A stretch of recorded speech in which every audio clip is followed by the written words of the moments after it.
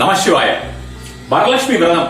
இந்த வரலட்சுமி விரதம் அதாவது ஆடி 3வது வெள்ளி வரப்போயிருது. வரலட்சுமி விரதம், இந்த வரலட்சுமி விரதத்தை பற்றி தனியாக யாருக்கும் உங்களுக்கு சொல்லி தெரிய வேண்டிய ஒரு அவசியம் இருக்காது. நம்ம இந்த நாளிலே வரலட்சுமி விரதத்துக்கு ரொம்ப ஒரு இம்பார்ட்டன்ஸ் கொடுத்து அந்த வரலட்சுமி விரதத்தை அந்த பூஜைகளை நம்ம செய்ய போறோம். அந்த வரலட்சுமி விரதத்தை மிக லகு பூஜையாக எப்படி செய்வது அப்படின்ற மாதிரியான ஒரு விஷயத்தை தான் பார்க்க போகிறீர்கள். முதல்ல கணபதி தியானம், கணபதி தியானத்தை முடித்துவிட்டு கலசத்தை எப்படி வைக்கிறது அப்படின்ற மாதிரியான ஒரு விஷயம். கலசத்தை வைத்து கலசத்திலே நம்ம மகாலட்சுமியை எப்படி ஆவாகனம் செய்ய வேண்டியது அப்படின்ற மாதிரியான ஒரு விஷயம். ரொம்ப ஒரு சிம்பிளான ஒரு பூஜை முறையாக லட்சுமியை ஆவாகனம் செய்துவிட்டு பின்னர் நம்ம லட்சுமிக்கு உண்டான ஒரு அர்ச்சனை செய்ய போகிறோம். லட்சுமிக்கு உண்டான அர்ச்சனை செய்துவிட்டு சரடு கட்டிக்கிறது எப்படி அப்படின்ற மாதிரியான சரடு. அதே மாதிரி பாத்தீங்கன்னா இதுல நீங்க வெளியிலே உங்கள் வீட்டில் இருக்கக்கூடிய பெண்களுக்கும் சரி, வெளியிலே இருக்கக்கூடிய யாராவது நீங்க நெய்பர்ஸ் யாராவது கூப்பிட்டீங்கன்னா அவங்களை கூப்பிட்டுருக்கீங்கன்னா அவங்களுக்கு நீங்க சரடு கட்டி விடுவது அல்லது அவர்களுக்கு சரடு கொடுப்பது. முன்னாலாம் பாத்தீங்கன்னா எல்லாரும் சரடு கட்டி விடுவாங்க.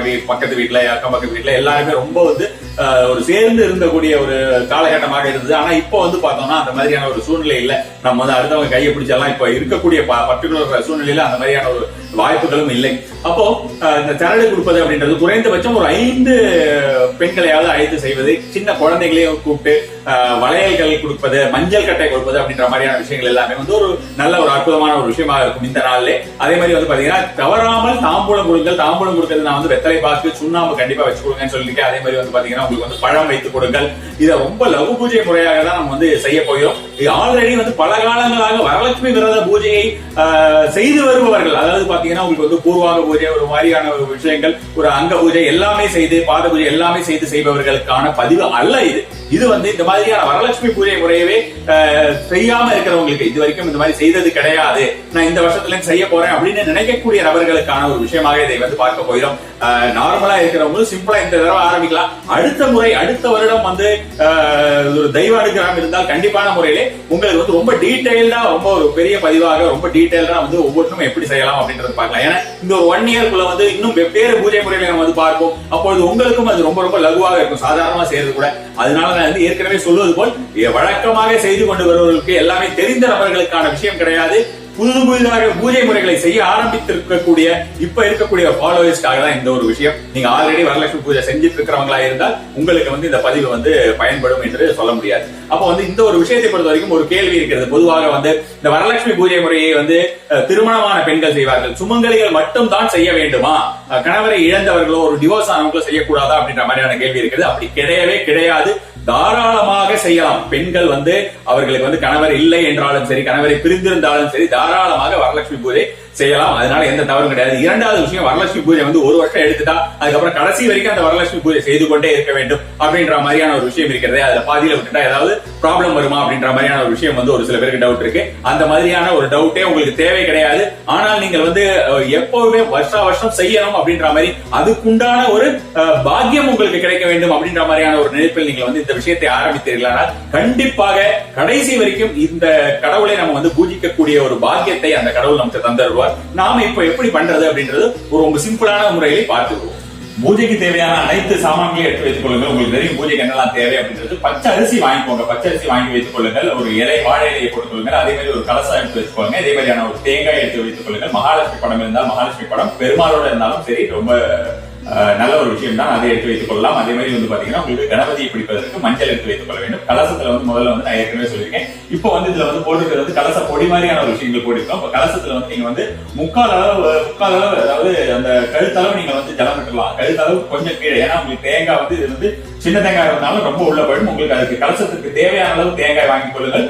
அந்த கலச பொடியை நம்ம போடுறோம். அந்த கலச பொடியாக போட வேண்டாம், நீங்களே வாங்குங்க சொல்லியிருந்தேன். இப்ப எனக்கு அது இங்க ஆபீஸ்ல அவைலபிள் இல்லாத காரணத்தினால உங்களுக்கு நான் இதை போட்டு காமிச்சிருக்கேன். இப்ப உங்களுக்கு ஒரு அரிசி, 2 அரிசி எடையளவு ஜாதிபத்திரி, ஏலக்காய் போகுது. அதே மாதிரி பச்சை கற்பூரம் போட்டீங்கன்னா உங்களுக்கு செஞ்சிடலாம். அதே மாதிரி மேல தேங்காய் வைத்து விடலாம். நம்ம இது தேவியுடைய போட்டோ, தேவியை நம்ம இந்த மாதிரி வைக்க போறோம். தேவியை இதுல வைக்கிறோம். உங்களுக்கு தேவியுடைய ஒரு முக அமைப்பு உங்ககிட்ட இருக்கா இல்லையா அப்படின்றது தெரியாது. அமைப்பு வைத்துதான் ஆக வேண்டும் என்ற அவசியம் கிடையாது. மாவிலை கண்டிப்பான முறையில வேண்டும். மாவிலையும் இப்ப இன்னைக்கு எனக்கு அவைலபிளா இல்ல. எனக்கு இந்த வீடியோ இப்போ உடனடியாக இதை நம்ம செய்வோம் அப்படின்ற மாதிரி, இந்த மாதிரி ஒரு லைவா நம்ம பண்ணுவோம் அப்படின்ற மாதிரியான ஒரு விஷயம், எல்லா விஷயத்தையும் செய்து காட்டலாம் அப்படின்ற மாதிரியான விஷயம் இல்லாத காரணத்தினாலே நம்ம இதுல வெத்தலை வைக்க போறோம். வெத்தலையும் வைக்கலாம், பட் அது கிடைக்காத சந்தர்ப்பத்தில் வெத்தலை வைங்க. வெத்தலை ஒரு செகண்டரி ஆப்ஷன் அப்படின்ற மாதிரியான விஷயமாக நம்ம எடுத்துக்கொள்ளலாம். மாவிளையை வைப்பது. மாவிளையை தோரணத்தை வந்து நீங்கள் வந்து முதல்லேயே வீட்டு வாசலிலே கட்டிவிடுங்கள். அதே மாதிரி மகாலட்சுமியுடைய ஒரு நாள் வந்து மகாலட்சுமி என்று வீட்டுக்கு அழைக்க போகிறோம் என்ற காரணத்தினாலே நீங்கள் வந்து மகாலட்சுமிக்கு உண்டான எல்லா விஷயமும், அதாவது வீடை வந்து கிளீன் பண்றது, கோமியம் எடுத்து வீடை கிளீன் பண்றது அப்படின்ற மாதிரியான விஷயம் எல்லாமே முதல் நாளிலேயே பூஜை அறையை கிளீன் பண்ணுவதுங்கிறது எல்லாமே நீங்கள் முதல் நாளிலேயே செய்து வைத்துக் கொள்வது. தாமரை வாங்கி வைத்துக் கொள்வது, கண்டிப்பாக தாமரைங்கிறது மிக மிக முக்கியமான ஒரு விஷயம், மகாலட்சுமிக்கு உங்களுக்கு தெரிஞ்சிருக்கும். அதனால தாமரையை வாங்கி வைத்துக் கொள்வது, அதே மாதிரி உதிரி புஷ்பம் வாங்கி வைத்துக் கொள்வது, இந்த மாதிரியான என்னென்ன விஷயங்கள் உங்களுக்கு வாங்கி வைத்துக் கொள்ள தேவையான விஷயங்களோ அந்த எல்லா விஷயங்களையுமே நீங்கள் வந்து வாங்கிக் கொள்ளலாம். அதே மாதிரி இந்த மாவிளை அப்படின்ற மாதிரி சொல்லியிருக்கேன், வாழை இலையும் நான் ஏற்கனவே சொல்லிட்டேன். இந்த மாதிரியான ஒரு கலசத்தை வைத்து இந்த மாதிரி பண்ணிடலாம். முகத்தை வந்து நாம இப்ப கலசத்துல வைக்க போறோம். முகம் வைக்கணும் அப்படின்ற ஒரு அவசியம் கிடையாது. நம்ம கிட்ட முகம் இருக்கிறதுனால வைக்கிறோம். பெரிய ரூபமாகவே நம்ம கிட்ட இருக்கு. அந்த மாதிரியான ஒரு விஷயங்களை வைத்தால் உங்களுக்கு வந்து சாதாரணமாக இந்த மாதிரி தான் செய்யணுமோ அப்படின்ற மாதிரியான ஒரு எண்ணம் உங்களுக்கு வந்து வேண்டாங்கிறதுனால ரொம்ப சிம்பிளான ஒரு முறையில காட்டுறேன். சிம்பிளா எல்லாராலும் செய்யக்கூடிய ஒரு விஷயமாக தான் இந்த விஷயத்தை பார்க்க போயிடும். முதல்ல நம்ம வந்து கலசத்துல இந்த மாதிரி வைக்கிறதுக்கு முன்னாடி இந்த மாதிரி வாழை இலையை போட்ட உடனே பச்சை அரிசியை எடுத்துக்கொள்ள வேண்டும். பச்சை அரிசியை எடுத்துக்கொண்டு அந்த பச்சை அரிசியை வந்து நீங்க வந்து ஓரளவுக்கு, அதாவது ஒரு 1/4 கிலோ அளவு வந்து பச்சை அரிசியை வந்து கூர்மையாக பரத்தி விரித்துக் கொள்ள வேண்டியது. கலசத்தை வந்து பச்சை அரிசியின் மேல் வைத்துவிடலாம். பச்சை அரிசி மேல வைக்கிறீங்க, இந்த மாதிரி தேங்காய் வைக்கிறீங்க. இதுலதான் நம்ம வந்து மகாலட்சுமி ஆவாகனம் பண்ண போறோம். அதற்கு முன்னாடி மஞ்சளிலே வந்து விநாயகரை பிடித்து நம்ம வந்து வைக்க போறோம். அதுக்கு வந்து நீங்க வந்து சந்தனம், குங்குமம் மற்ற விஷயங்கள் எல்லாமே எடுத்து வைத்துக் கொள்ளுங்க. முதல்ல வந்து விநாயகர் பூஜை. இதுக்கு நீங்க வந்து போட வேண்டியதுங்கிறது உங்களுக்கு முதலாவதாக ஒரு பூ வைத்துக் கொள்ளுங்கள். பூ வைத்துக் கொள்வது அப்படின்ற மாதிரியான விஷயத்தை வந்து முதல்ல பார்த்துக்கோங்க. அதே மாதிரி உங்களுக்கு வந்து பழம், வெற்றிலை பாக்கு அப்படின்ற மாதிரி வச்சுக்கோங்க. இது ரொம்ப நான் சாதாரணமான விஷயமா பண்றேன். நம்ம பூஜையா பண்ணல, உங்களுக்கு செய்து காட்டுவதற்காக பாக்குறேன். சோ அந்த மாதிரியான விஷயத்தை வந்து நினைவு கொள்ளுங்கள் தயவு செய்து. அக்ஷதை வந்து உங்களுக்கு பச்சரிசியில ஒரு துளி, அதாவது பச்சரிசியில வந்து ஒரே ஒரு துளி வந்து நீரை விட்டு அதே மாதிரி மஞ்சள் வந்து அக்ஷதை தயார் பண்ணி வைத்துக் கொள்ளுங்கள். அக்ஷதை எடுத்து தான் வந்து முதல்ல அருகம்புல் வைக்க வேண்டும். இப்பொழுது அருகம்புல் இல்லை. இப்ப இங்க இருக்கிறத பார்த்துட்டு என்னெல்லாம் இல்லையோ அதெல்லாம் ஆட் பண்ணிக்கோங்க. எல்லா விஷயத்தையுமே டிஸ்கிரிப்ஷன்ல நான் வந்து உங்களுக்கு வந்து போடப்படும். ஆங்கிலத்துல போட முடியுமா அப்படின்ற மாதிரியான ஒரு விஷயம் தெரியவில்லை. தமிழிலே கண்டிப்பான முறையில வந்து எல்லாமே டிஸ்கிரிப்ஷன்ல இருக்கும். உங்களுக்கு நான் வந்து ஏற்கனவே சொன்ன மாதிரி விநாயகர் பூஜை ஆரம்பிக்க போறோம். குத்தோலை கேட்டுக் கொள்ளுங்கள். தாமரை திரி கழிச்சா ரொம்ப ரொம்ப நல்லது. அதே மாதிரி வந்து பாத்தீங்கன்னா உங்களுக்கு வந்து 2 குத்தோலைக்காக ஏற்றலாம். 5 இல்ல ஒரு குத்தோலை ஏற்றலாம். 5 விளக்காக ஏற்றி வைத்துக் கொள்ளுங்கள். அது வந்து உங்களுக்கு வந்து ஒரு நல்ல ஒரு விஷயம். அதே மாதிரி வந்து பாத்தீங்கன்னா உங்களுக்கு வந்து இன்சென்ஸ் ஸ்டிக்ஸ் ஏற்றி வச்சு கொள்ளுங்க. இப்ப நம்ம வந்து தேவி, அதாவது இதுக்கு பின்னால்தான் நீங்க இது வரைக்கும் பார்த்த கலசத்துக்கு முன்னால முகம் கொடுத்திருக்கிறோம். தேவிக்கு உண்டான ஒரு மலரை போட்டு விடுங்கள். கண்டிப்பாக தாமரை மலர் இருக்க வேண்டும் அப்படின்ற மாதிரியான விஷயம் சொல்லியிருந்தேன். சரடு, இந்த மாதிரி சரடு நீங்க வந்து வரலட்சுமி சரடுன்னு கேட்டீங்கன்னா அது சரடு கிடைக்கும். உங்க வீட்டுல இருக்கிற பெண்களுக்கு எல்லாருக்குமே கட்டிக்கொள்ள வேண்டும். சரடு எப்படி கட்டிக்கொள்ள வேண்டும் என்ற உரையை பார்ப்போம். அது வரைக்கும் வெயிட் பண்ணுங்க. அதுக்கு முன்னால வந்து பாத்தீங்கன்னா உங்களுக்கு வந்து நம்ம வந்து கணபதி பூஜையை ஆரம்பித்து விடுகிறோம். கணபதிக்கு தனியான முறையிலே ஏதேனும் ஒரு பிரசாதம் வைத்துக் கொள்ளலாம். நான் வந்து திராட்சை வச்சிருக்கேன். நீங்க வந்து எந்த பிரசாதம் வைக்க வேண்டுமோ அந்த பிரசாதத்தை வைத்துக் கொள்ளலாம். நம்ம வந்து கணபதி பூஜையை ஆரம்பிக்க போயிடும். இப்ப கணபதி பூஜையை நம்ம வந்து உங்களுக்கு வந்து பண்ண போறோம். நம்ம வந்து நான் ஏற்கனவே சொல்லியிருக்கேன், ஓம் கம் கணபதி மந்திரம் வந்து நம்ம வந்து சொல்லிவிடலாம் அப்படின்ற மாதிரியான விஷயமா நம்ம வந்து ஒரு 27 முறை சொல்லுங்கள். அதே மாதிரி ஓம் கம் கணபதி மந்திரம் வந்து சொல்லுங்கள். கணபதிக்கு நீங்க வந்து ஒரு பூஜை ஆரம்பிப்பதற்கு முன்னாலே எப்பொழுதுமே அந்த பூஜை நல்லபடியாக நடக்க வேண்டும் என்ற ஒரு பிரார்த்தனை செய்து கொள்ளுங்கள். உங்கள் குடும்ப சகிதமாக பிரார்த்தனை செய்து கொள்ளுங்கள். கணபதிக்கு வந்து நீங்க வந்து முதல் விஷயமாக இந்த கணபதி மஞ்சள் கணபதியை பிடித்த உடனே கணபதிக்கு வந்து ஒரு சந்தனம், குங்குமம், சந்தனம் வைக்க வேண்டும். இந்த முறை குங்குமமும் கண்டிப்பாக முறையில வைக்க வேண்டும். தேவியோட கலசத்திலே 4 புறமும், நான் இப்ப முகமா இந்த மாதிரி இருக்கிறதுனால இப்படி வைக்கிறேன், 4 புறமும் சந்தனம், குங்குமம் கண்டிப்பான முறையிலே வைங்க. மஞ்சள் சேர்த்து வச்சா அது இன்னும் ஒரு நல்லது. அதே மாதிரி வந்து பாத்தீங்கன்னா உங்களுக்கு வந்து ஒரு புஷ்பத்தை கணபதிக்கு போட்டு விடுகிறோம். நீங்க வந்து புஷ்பமாவும் போடலாம். இந்த மாதிரி வாசனை புஷ்பம் தான் நான் போடுறேன், அதனால வாசனை புஷ்பம் வச்சிருக்கேன். அருகம்புல்லும் நீங்கள் தாராளமாக அருகம்புல் போடுவது ரொம்ப ரொம்ப நல்லது. இந்த மாதிரி செய்யறதோட அருகம்புல்ங்கிறது வந்து ஆட் பண்ணிக்கிறதுங்கிறது ரொம்ப ரொம்ப நல்ல ஒரு விஷயமாக இருக்கும்.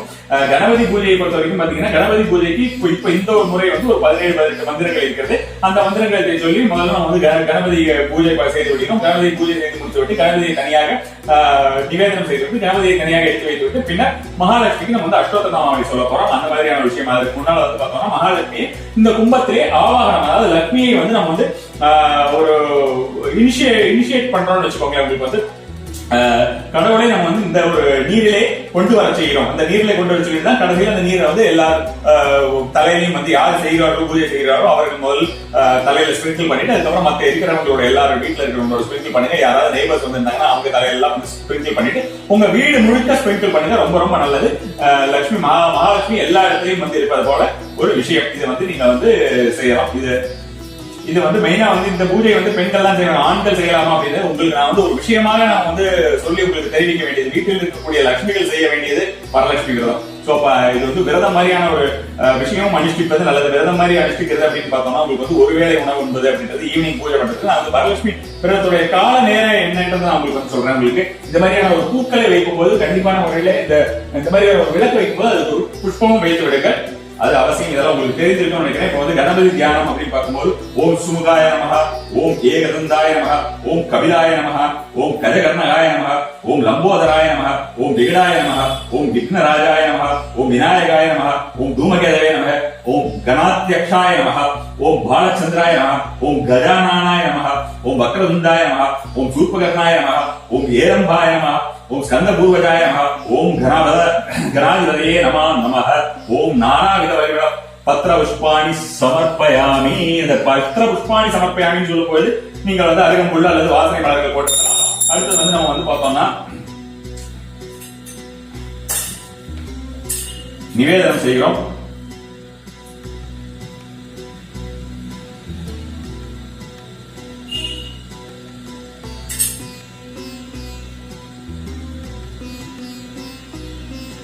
நிவேதன விஷயத்தை நான் தனியா ஒரு வீடியோ போடுறேன்னு சொல்லியிருக்கேன். உங்களுக்கு நிவேதனம் வந்து கண்டிப்பான முறையில் அதுக்குண்டான ஒரு விஷயம் நடக்கும். அடுத்து வந்து பார்த்தோம்னா இது செய்த உடனே உடனடியாக நாம்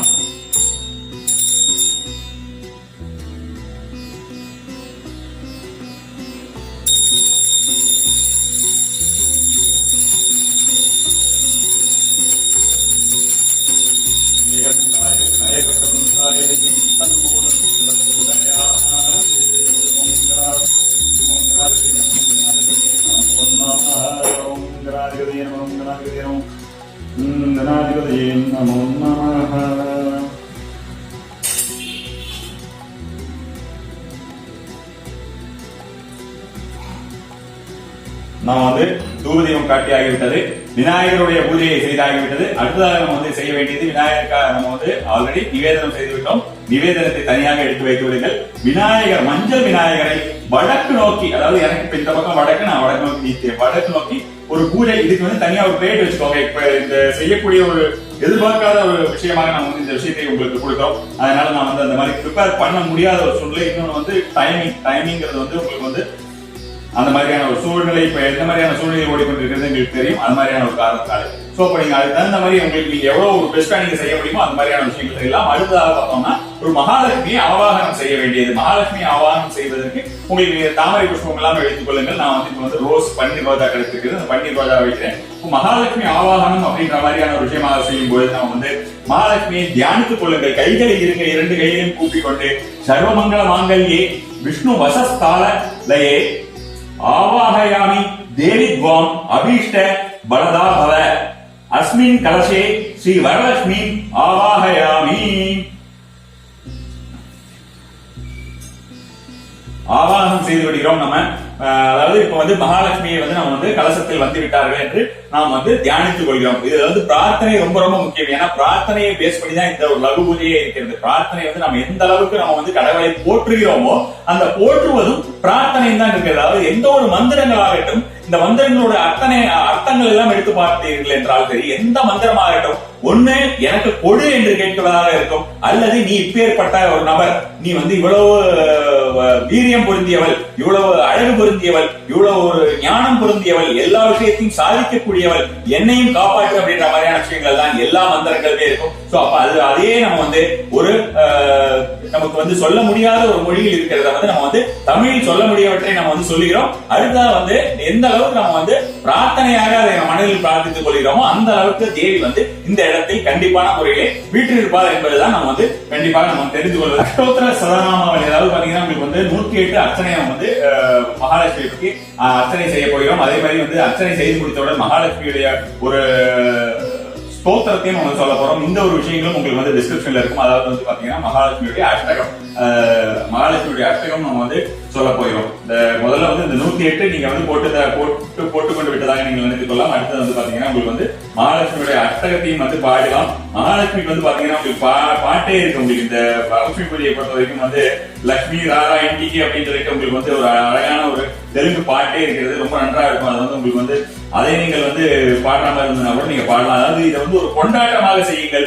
எந்த ஒரு பூஜையுமே நீங்கள் வந்து கண்டிப்பான முறையில ஒரு கொண்டாட்டமாக செய்யும் போது அது வந்து ரொம்ப ரொம்ப ஒரு நல்ல ஒரு விஷயமா இருக்கும். அந்த கொண்டாட்டமாக செய்யறது அப்படின்றது வந்து கடவுளும் வந்து உங்களுக்கு வந்து ஈஸியா வந்து ஒவ்வொரு முறையும் நீங்கள் வந்து செய்யக்கூடிய பூஜையில அவர் வந்து வீட்டில் இருப்பதும் வந்து ஒரு அவருக்கே ஒரு சந்தோஷத்தை கொடுப்பது போல அவ்வளவு ஒரு கொண்டாட்டமாக வீட்டுல வந்து நம்ம வந்து ஒரு திருமணம் நடப்பது போலவோ புதுசா குழந்தை பிறந்தது போல அவ்வளவு ஒரு சந்தோஷமான ஒரு விஷயமாக நீங்கள் செய்திருக்கிறது வந்து ஒரு நல்ல ஒரு விஷயமா இருக்கும். அடுத்ததான் நம்ம வந்து இந்திரன் அருளிய ஒரு மகாலட்சுமியோட அஷ்டகத்தை தான் வந்து சொல்ல போறோம். நமஸ்தே மகாமாய ஸ்ரீ பீடே சர்வஜே சங்கச்சக்கர காலஸ்தே மகாலட்சுமி நமஸ்தே நமஸ்தே கருடாருடே கோலாசுர பயங்கரி நமஸ்தே सर्वपाप हरे देवी महालक्ष्मी नमोस्तुते सर्वज्ञे सर्ववरदे सर्वदुष्ट भयंकरी सर्वदुःखारे देवी महालक्ष्मी नमोस्तुते मुक्ति प्रदे देवी मुक्ति प्रदायिनी मंत्रमुक्ते सदा देवी महालक्ष्मी नमोस्तुते आद्यंतर हिरे देवी आदिशक्ति महेश्वरी योगज्ञे योग संबुदे महालक्ष्मी नमोस्तुते स्थूल सूक्ष्म महारौद्रे महाशक्ति महोदरे महापाप हरे देवी महालक्ष्मी नमोस्तुते पद्मासन देवी ब्रह्म स्वरूपिणी परमेश्वरी जन्माला महालक्ष्मी नमोस्तुते वेदांबर देवी नानालंकार पूजे रस्ते जन्माला महालक्ष्मी नमोस्तुते महालक्ष्मी यष्टकम स्तोत्रम यह पढ़े भक्तिमान नर सर्वशक्ति मावाप्नोति राज्यम प्रभाप्नोति सर्वदा. அதாவது இவ்வளவு வேகமா சொல்றேனே அப்படின்ற மாதிரி ஒரு சில பேர் நினைக்கலாம். வேகமா சொல்றாங்க, ஸ்லோவாவே நீங்க சொல்லிக்கலாம் முதல்ல. நான் இது வந்து இந்த விஷயங்கள் எல்லாமே வந்து டிஸ்கிரிப்ஷன்ல கொடுக்கறது. இப்ப என்னுடைய ஒரு திருப்திக்காக இந்த ஒரு விஷயத்தை நம்ம வந்து செய்யும்போது அஷ்டோத்திரம் சொல்றோம்னு சொல்லிட்டு ஒண்ணுமே சொல்லாம அப்படியே நம்ம வந்து எழுதிக்க கூடாது அப்படின்ற மாதிரியான விஷயமாக செய்யறதை தவிர இது வந்து இந்த மாதிரி ஒவ்வொரு ஸ்லோகமும் ஒவ்வொரு அஷ்டோத்திரமும் சொல்லி கொடுத்து ஒண்ணு செய்யுங்கன்னு சொல்ற மாதிரியான ஒரு பதிவு அல்ல இது. அதனால வந்து நான் வந்து ஒவ்வொரு டிஸ்கிரிப்ஷன்லயும் ஒவ்வொரு விஷயத்தையும் நான் வந்து இப்ப உங்களுக்கு எப்படி சொல்லியிருக்கேனோ அதே மாதிரியான ஒரு முறையில உங்களுக்கு டிஸ்கிரிப்ஷன்ல மந்திரங்கள் எல்லாம் போடுறேன். நான் சொன்ன விஷயங்களை மட்டும் நன்றாக கவனித்துக் கொள்ளுங்கள். அதற்கு தகுந்த மாதிரி நீங்க வந்து இந்த ஒரு விஷயத்தை நீங்கள் செய்துவிடலாம். இதற்கு என்னென்ன நிவேதனங்கள் வைக்கலாம் அப்படிங்கிறது இந்த விஷயத்தை முடித்து வச்சு நீங்க வந்து நிவேதனம் நீங்கள் செய்வதற்கு முன்னால கடைசியா வந்து நிவேதனம் தீப தூபம் எல்லாமே நம்ம வந்து காட்டுறதுக்கு முன்னால வந்து சரணை வந்து கட்டிக்கொள்ள போயும். இந்த சரணை கட்டிக்கொள்வதற்கு என்று ஒரு மந்திரம் இருக்கிறது. இந்த சரணை வந்து நீங்க வந்து தனியாக எடுத்துடலாம். ஒரு சில பேர் வந்து பாத்தீங்கன்னா இந்த சரணை வந்து நம்ம வந்து தேவி மேலேயே கூட போட்டு வைப்பாங்க. அந்த மாதிரி கூட நம்ம வந்து செய்யலாம். பட்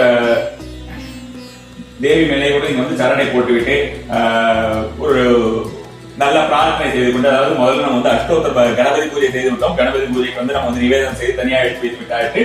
மகாலட்சுமிக்கு வந்து அஷ்டோத்திர நாமாவளி சொல்லியாச்சு. அதுக்கப்புறம் வந்து மகாலட்சுமி அஷ்டகம் நம்ம சொல்லியாச்சு. கடைசியா இப்ப வந்து சரடை கட்டிக்க போறோம். அதாவது நான் கட்டிக்க முடியாது. அதனால வந்து சரடை வந்து நீங்க கட்டுவதற்கு உண்டான ஒரு மந்திரம் என்ன அப்படின்ற மாதிரியான விஷயத்தை நான் வந்து சொல்லி அதையும் வந்து நான் வந்து டிஸ்கிரிப்ஷன்ல போடுறேன். அந்த சரடை வந்து நீங்கள் வந்து உடனடியாக நீங்க வந்து கூட யாராவது இருந்தாங்கன்னா அந்த சரடையை அவர்களை விட்டு அவங்களை கட்டி விட சொல்லிட்டு, இல்ல நீங்க உங்களால கட்டிக்க முடியும் நீங்க கட்டிட்டு உங்க வீட்டுல இருக்கக்கூடிய பெண்களுக்கு கட்டி விட்டு விடலாம். கடைசியாக நீங்க வந்து அது முடிந்ததுக்கு அப்புறம் வந்து இந்த நிவேதனம் என்னென்ன நிவேதனம் இருக்கோ அந்த நிவேதனத்தை எல்லாம் தேவிக்கு நிவேதனம் செய்து விட்டு பின்னர் தூபதீபம் காட்டிவிட்டு அதுக்கப்புறம் வந்து சாஷ்டாங்க நமஸ்காரம் எல்லாருமே வந்து ஆண்கள் சாஷ்டாங்க நமஸ்காரம் மற்ற எல்லாருமே வந்து நமஸ்காரம் செய்து விடலாம். அதுக்கப்புறம் வந்து என்ன பண்ணுங்கன்னா நீங்க வந்து பிரசாதத்தை நீங்கள் உண்டு கொள்ளுங்கள். அதுக்கப்புறம் உங்களுடைய நெய்பர்ஸ்க்கு எல்லாம் கொடுக்கறது அப்படின்ற மாதிரியான விஷயம் நான் ஏற்கனவே சொன்ன வளையல் வச்சு கொடுங்க, மஞ்சள் கட்டை வச்சு கொடுங்க அப்படின்ற மாதிரி உங்களால முடிஞ்சதுன்னா நீங்க வந்து வஸ்திரங்களை ஏதாவது வைத்து கொடுக்கலாம். அல்லது வந்து தாம்பூலம் கண்டிப்பான முறையில பழத்தை வைத்து கொடுக்கலாம் அப்படின்ற மாதிரியான விஷயம் நீங்க வந்து தாராளமாக செய்யலாம். இது எவ்வளவுக்கு எவ்வளவு நீங்க செய்யறீங்களோ அவ்வளவுக்கு எவ்வளவு ஒரு சுபிட்சமும் ஒரு மகாலட்சுமி கடாட்சமும் உங்க வீட்டுக்கு கண்டிப்பான முறையில வந்து சேரும். அதுக்கப்புறம் கடைசியாக வந்து இதெல்லாம் செஞ்சு முடிச்சதுக்கு அப்புறம் என்ன பண்ணலாம்னா அப்படியே வைத்திருக்கிறோம். அடுத்த நாள் மறுநாள் வந்து பாத்தீங்கன்னா மறுபூஜை அப்படின்ற விஷயம் நான் வந்து வழக்கமாகவே எல்லா மறுபூஜைக்கும் சொல்லியிருக்காம இந்த விஷயங்கள் எல்லாம் நீங்க வந்து தேவிக்கு வந்து நீங்க வந்து என்ன பண்ணீங்கன்னா இருக்கிற பழைய பூக்கள் எல்லாமே எடுத்து விட்டு புதிதாக பூக்களை போட்டு விட்டு புதிதாக நீங்க வந்து பழம் தாம்பூலம் எல்லாமே வச்சிடலாம். ஏதாவது உங்களால் முடிஞ்ச ஒரு நிவேதனம் கொஞ்சம் நிவேதனமாவே செய்யுங்க. வெறும் திராட்சை மட்டும் வைக்காமல், திராட்சை வைக்கிறது வந்து சக்கர பொங்கலுக்கு சமம் அப்படின்ற மாதிரியான ஒரு விஷயம் இருந்தாலும் நீங்க வந்து இந்த மாதிரி நீங்க ஒரு பிரசாதமா செய்யும் போது அது உண்மையான சக்கர பொங்கலே செஞ்சிடலாமே. நமக்கு வந்து நம்மளுக்கும் அது மாதிரி சொல்லி நம்ம கிட்ட கொடுத்துட்டு இந்த சக்கர பொங்கல் வச்சுக்க சாப்பிட்டு பண்ணி இலையில போட்டானா அது நமக்கு எப்படி இருக்கும். அந்த மாதிரியான ஒரு விஷயமாக நம்ம வந்து பார்க்கும்போது அது நம்ம சக்கரை பொங்கலே போட்டுடலாம். அப்ப அந்த மாதிரி சக்கரை பொங்கல் முடிஞ்சுன்னா அடுத்த நாள் உங்களால வைக்க முடிஞ்சாலோ கேசரி வைக்க முடிஞ்சாலோ அது மாதிரி வைத்து தேவிக்கு அல்லது பால் பாயசம் வைக்க முடிஞ்சுன்னா பால் பாயசமோ அல்லது வந்து வெள்ளை பாயசமோ வைத்து நீங்க வந்து தேவிக்கு நீங்கள் இது பண்ணிட்டு அதுக்கப்புறம் நீங்க வந்து கலசத்தை எடுத்துடலாம். கலசத்தை வந்து அப்பவே வந்து எடுக்கிறது அப்படின்றத விட அடுத்த நாள் எடுப்பதுதான் நல்லது. அதாவது நான் கலசத்தை வந்து எடுத்து எல்லாருமே ஸ்பிரிங்கிள் பண்ணிக்கோங்கன்னு சொல்லியிருந்தேன், நெய்பர்ஸ் எல்லாம் பண்ணுங்கன்னு சொன்னேன். அது அந்த டைம்ல அவங்களை கூப்பிட்டு பண்றது அப்படின்ற மாதிரியான விஷயம் வந்து ரொம்ப நல்லா இருக்கு. ஏன்னா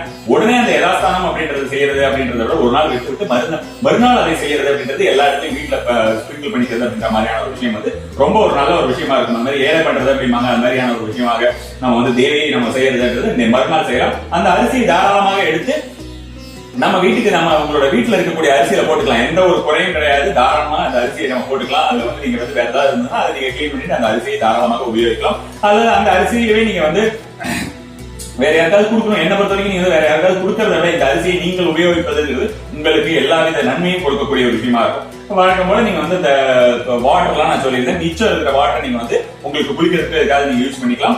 அந்த மஞ்சளை வந்து நான் வந்து ஏற்கனவே சொல்லியிருக்கேன், உங்களுக்கு ஒவ்வொரு பூஜைக்குமே சொல்லுவது வந்து அந்த மஞ்சளை வந்து நீங்க கரைத்து ஏதாவது ஒரு செடி கடையில் விட்டு விடலாம், அல்லது நீங்க வந்து துளசியில விடக்கூடாது, அல்லது நீங்க வந்து உங்களுக்கு குளிப்பதற்கு யூஸ் பண்ணிக்கலாம் அப்படின்ற மாதிரியான முறையில் சொல்லியிருக்கு. அதை கிளீன் பண்றதுக்கு அது பண்ணிடலாம். முதல் நாள் வைத்திருக்கக்கூடிய அந்த விளக்க வந்து அது தானா மலையேறி விட்டும், அதனால ஒரு தப்பு கிடையாது. அடுத்த நாள் நீங்க வந்து ஃப்ரெஷ்ஷா நீங்க வந்து விளக்கு ஏற்றி விட்டுட்டு செய்யுங்க. அடுத்த நாள் நீங்க காலையில எப்ப எழுந்து குளிச்சு பண்ணீங்களோ உடனடியாகவே நீங்க செய்யலாம். அடுத்த நாள்களை நீங்க டைம் பார்க்க வேண்டிய அவசியம் கிடையாது. நீங்க இந்த ஒரு விஷயத்தை பொறுத்த வரைக்கும் கிளியராக புரிந்து கொண்டிருப்பீர்கள். நான் வந்து என்னால மேக்சிமமாக உங்களுக்கு சொல்லிக் கொடுத்து விட்டேன் என்று நம்புகிறேன். இது வந்து உங்களுக்கு பயனுள்ளதாக இருந்தால் கண்டிப்பான முறையில நீங்கள் புரிந்து கொண்டிருந்தாலும் பயனுள்ளதாக இருந்தாலும் நீங்க வந்து சக்சஸ்ஃபுல்லா இதை செஞ்சு முடித்து தேவியுடைய ஒரு ஆசீர்வாதம் உங்களுக்கு கிடைக்கிறது அப்படின்ற மாதிரியான மனரீதியான ஒரு எண்ணங்கள் உங்களுக்கு வந்துவிட்டது என்றால் கண்டிப்பாக அதை என்னிடம் தெரிவியுங்கள். நமசிவாய.